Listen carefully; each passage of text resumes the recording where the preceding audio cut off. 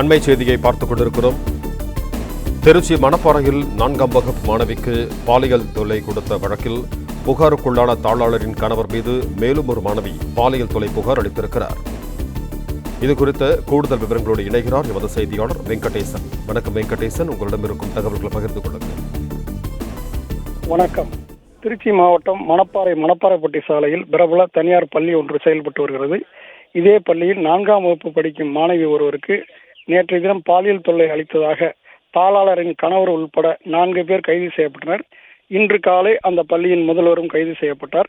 இந்த நிலையில் இந்த சம்பவம் தொடர்பாக, அதாவது பாலியல் தொல்லையில் மற்ற ஆசிரியர்களுக்கோ ஊழியர்களுக்கோ தொடர்பு இருக்கிறதா என்ற கோணத்தில் திருச்சி மாவட்ட தனியார் பள்ளிக்கான மாவட்ட கல்வி அலுவலர் பேபி பள்ளியில் தற்போது விசாரணை நடத்தி வருகிறார், பலத்த போலீஸ் பாதுகாப்புடன்.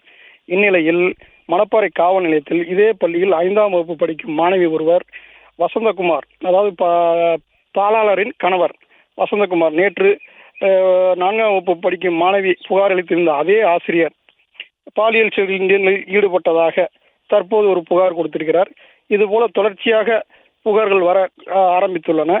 அதனால் மாவட்ட கல்வி நிர்வாகமும் போலீசாரும் தனி குழு அமைத்து விசாரணை நடத்தப்பட வேண்டும். இதே பள்ளியில் எத்தனை மாணவிகள் பாதிக்கப்பட்டுள்ளனர் என்பதை கண்டறிய தனி அதிகாரிகள், நேர்மையான அதிகாரிகள் கொண்ட குழுவை அமைத்து விசாரணை நடத்தப்பட வேண்டும் என இப்பள்ளியின் மாணவர்களும் பெற்றோர்களும் கருத்து தெரிவித்துள்ளனர்.